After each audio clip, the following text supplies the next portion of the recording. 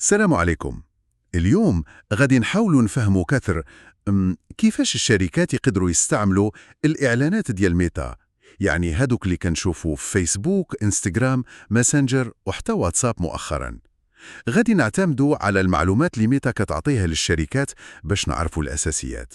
فعلا، هاد المنصات ولات زعما ضرورية باش الواحد يتواصل مع الكليان، سواء كانوا كليان جداد ولا القدام. الواحد كيلقاهم تما فين كيدوزوا وقتهم وكيتواصلوا. ايوا مزيان، يلا نبداو. أول حاجة، شنو هما بالضبط هاد الإعلانات ديال ميتا؟ ببساطة ياك هما غير إعلانات كنخلصوا عليها باش تبان الناس. هي مساحات إعلانية كتخلص عليها باش توصل الناس كتر.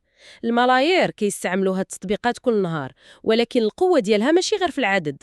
شنو القوة ديالها إذن؟ القوة كتكمل في الأهداف المختلفة اللي تقدر تحقق. ماشي كلشي باغي غير يبيع ديك الساعة. نيشان كيفاش يعني؟ كاين اللي الهدف ديالو مثلا غير يزيد الوعي بالعلامة التجارية، الناس يعقلوا على السمية. كاين اللي باغي يجيب زيارات للموقع الإلكتروني ديالو أو المحل. وكاين اللي كيقلب على الليدز، يعني يجمع معلومات الكليان المحتملين باش يتواصل معاهم. وحتى التفاعل مع المنشورات، اللايكات والتعليق أو مشاهدة الفيديو، هادو ممكن يكونوا هدف بحد ذاتهم.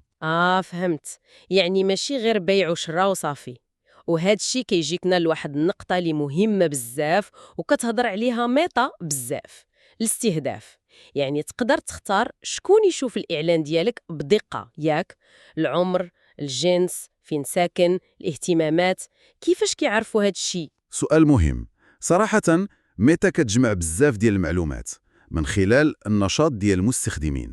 يعني الصفحات اللي كدير ليها لايك، المنشورات اللي كتفاعل معاها، الإعلانات اللي كتكليكي عليها، وحتى المعلومات اللي كتخط في الحساب ديالك. هادشي كيخليهم يقدروا زعما يخمنوا الاهتمامات ديال كل واحد. واخا، ولكن واش هاد الاستهداف الدقيق ديما مزيان؟ كاينه واحد النقطة.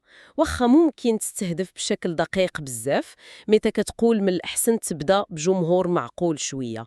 علاش؟ باش النظام ديالهم يلقى فين يتعلم.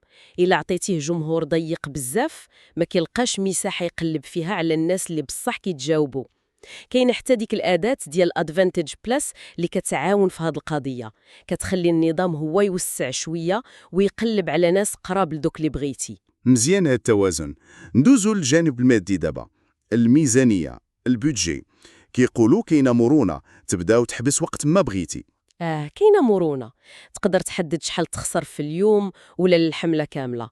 ولكن كاين واحد التوصية مهمة. اللي هي متى كتنصح تخلي الحملة خدامة على الأقل 7 أيام. 7 أيام، علاش بالضبط؟ حيت النظام ديال ميتا، يعني اللوغاريتمات ديالهم، كيدوزو من واحد المرحلة كتسمى مرحلة التعلم أو learning phase. في هذه المرحلة كيجربوا يوريو الإعلان لأنواع مختلفة ديال الناس باش يشوفوا شكون كيتفاعل كتر، باش من بعد يقدر يركز الميزانية على الجمهور اللي كيعطي أحسن نتائج. إلا حبستي قبل، بحال ما كتخليش النظام يكمل خدمته التحسين. مفهوم. يعني الصبر مهم في الأول. دابا الشكل ديال الإعلان، الكرياتيف، تصويرة، فيديو، شنو اللي كينصحوا به؟ الكرياتيف حتى هو عنده دور كبير بزاف. كاين بزاف ديال الاشكال: تصويره عاديه، فيديو، كاروسيل يعني دوك التصاور اللي كيدوزو، سلايد شو. النصيحه هي تجرب وتشوف شنو كيخدم ليك. ولكن كاين شي توجهات عامه دابا. بحالاش؟ الفيديوهات القصيره اقل من 15 ثانيه غالبا كتشد الانتباه اكثر دابا، خصوصا الا قدرتي توصل الفكره في 3 ثواني الاولى. والشكل العمودي الفيرتيكال فورمات هو اللي كيناسب التليفون، حيت اغلب الناس كيشوفوه من التليفون. وضروري تكون واحد الدعوة للفعل واضحة، يعني call to action. قول للناس شنو بغيتيهم يديروا: شري الآن، تسجل، أعرف المزيد. هادشي كامل زعما كيفاش كيتلاقى؟ كيفاش كيقرروا شكون يشوف الإعلان ديالي بالضبط وسط هاد المنافسة كاملة؟ سمعت بالمزاد الإعلاني؟ بالضبط. ماشي غير حيت خلصتي غادي يبان الإعلان ديالك. كل مرة كاين فرصة يبان فيها إعلان لشي واحد، كيوقع واحد المزاد صغير وسريع بزاف. الإعلان ديالك كيتنافس مع إعلانات أخرى باغية توصل لنفس داك الشخص. وشكون كيربح؟ اللي كيخلص كتر؟ ماشي بالضرورة.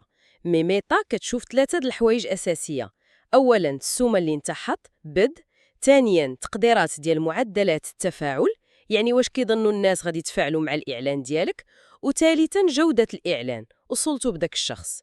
يعني إعلان زوين وموجه مزيان يقدر يربح المزاد وخا بسومة أقل من واحد آخر. وهذيك Advantage Plus Placement اللي دوينا عليها قبيلة كتعاون في هذه، هي كتختار ليك البلايص فيد، ستوري، ريلز فين الإعلان ديالك عنده أحسن فرصة ينجح بأقل تكلفة. مزيان. وملي كيبدا الإعلان يبان، كيفاش نتبع ونعرف واش هادشي خدام ولا لا؟ ضروري التتبع. كاينه الأداة ديال مدير الإعلانات أو Ads Manager، تما كتلقى كل شيء، شحال د الناس شافوه، impressions، شحال وصل ليهم، reach، شحال كليكاو، شحال تفاعلوا بلايك أو تعليق أو بارتاج. وإلا كنتي داير تتبع للمبيعات مثلا كتشوف حتى شحال جاب ليك ديال البيع. هاد الأرقام هي اللي كتوريك واش انت غادي مزيان ولا خاصك تبدل شي حاجة. بصح بلا أرقام بحال غادي في الظلام. وشنو هي الله ترفض ليا الإعلان؟ كيوقع هادشي؟ كيوقعوا بزاف. ميتا عندها سياسات صارمة باش تحمي المستخدمين وتحافظ على جودة المحتوى. يقدر يترفض الإعلان لأسباب كتيرة، مثلا تصويرة فيها كتبة بزاف، وعهود مبالغ فيها، استهداف ديال شي فئات بطريقة ماشي قانونية، أو كتبيع شي حاجة ممنوعة أصلا. فاش كيترفض كتدخل المركز بعمل الأعمال Business Support Home، تما كيشرحوا لك علاش ترفض. وشنو الحل ديك الساعة؟ كتقدر تعدل الإعلان باش يولي موافق للسياسات، أو تقدر تطلب مراجعة أخرى إلا كنتي متأكد أن الرفض كان بالغلط. واخا. إذن يلاه بغينا نديرو واحد الخلاصة سريعة لهادشي كامل. الإعلانات ديال ميتا كتبقى أداة قوية بزاف، كتعطي للشركات كبار ولا صغار الإمكانية يوصلوا للجمهور اللي بغاو بأهداف متنوعة وبميزانية فيها مرونة. تماما.